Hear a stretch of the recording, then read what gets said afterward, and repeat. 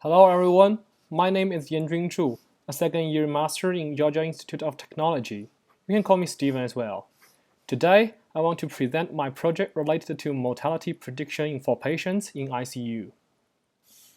Nowadays, healthcare is becoming a more and more popular topic, of which mortality prediction is an important part, that is to say, accurate knowledge of a patient's disease state and the trajectory is critical.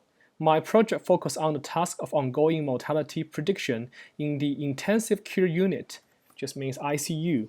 Since ICU is a particularly challenging environment because each patient's severity of illness is constantly evolving, there are a large amount of records generated by various modern electronic healthcare records. From literature review, I found one problem that only a small part of them are utilized sufficiently in prediction, while some important information, such as clinical notes recorded by physicians, are abandoned. In this project, I would make use of data related to ICU and build a model combined with general information of patients to predict the mortality in hospital. In addition, I examined the use of latent variable models to decompose free text hospital notes into meaningful features. Then let's talk about the database. The database MIMIC3 I used in my project is a little bit different from MIMIC2 in original paper. Although it seems only the extension of MIMIC2, they are different indeed.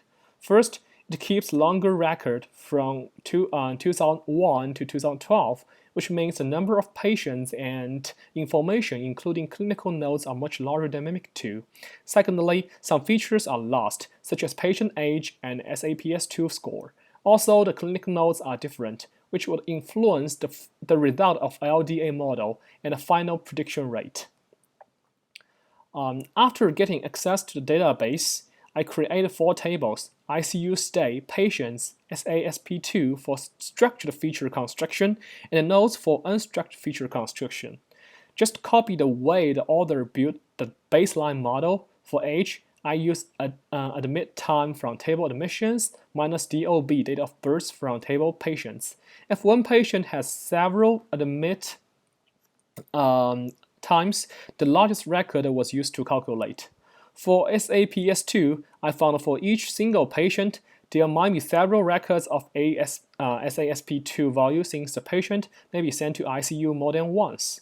I construct 3 variables: minimum SAPS2 value, maximum SASP2 value, and average value, because I think it is a very important factor for predicting mortality.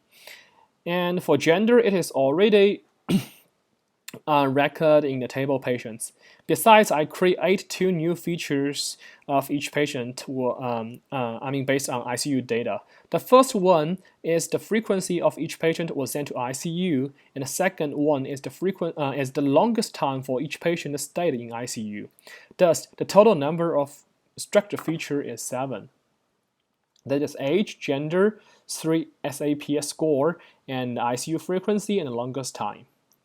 And for unstructured features, I use the Python and Scala for data processing. In Python, the main work is deriving top 10 words for all 50 topics from all clinical notes by using TF minus IDF and LDA model. You could see examples in the PPT slides here. Then I hard-coded these 500 words into Scala and count the sum of frequency of words for each patient. Then the number of unstructured features is 50.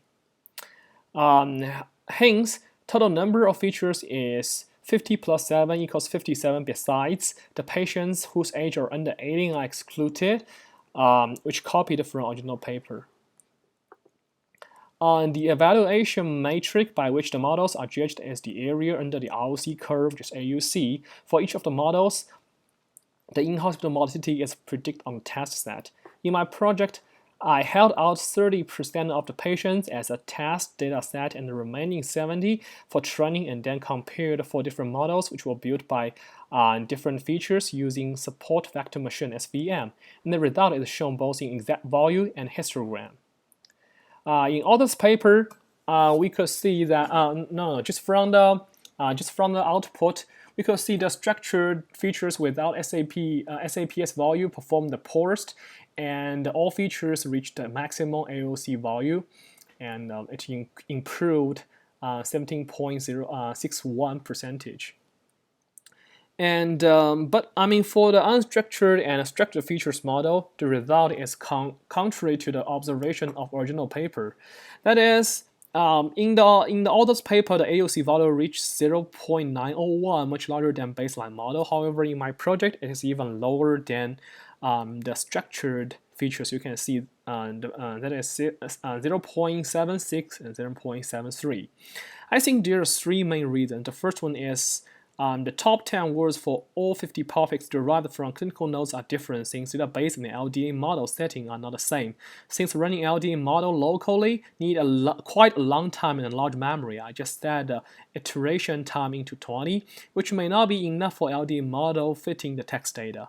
The second reason is patients had fewer than 100 non-stop words were extracted from the database in the other paper, but I skipped this step for simplicity. The third reason is I did not normalize the word counts associated with each note. And in author's paper, the baseline model just got 0.771 of AUC, and my result is 0.76190. I think the little gap between these two results might be caused by the difference of data set, and the Mimic 3 has more data for training. Besides, for unstructured data, I cannot totally get the same keywords as a result from others' paper. However, I found large overlaps. Since I used the same step to deal with the note record, the difference might also be caused by different database. So the final conclusion, as I just shown in the PPT slides, is SAPS value and the clinical notes does make great improvement for predicting the mortality of patients. That means maybe we could analyze them more deeply for better utilize them and for better prediction rate. And besides, the Hadoop and the Spark scalar is, just like pretty efficient than Python when dealing with large scale data set. That is all. Thank you for listening.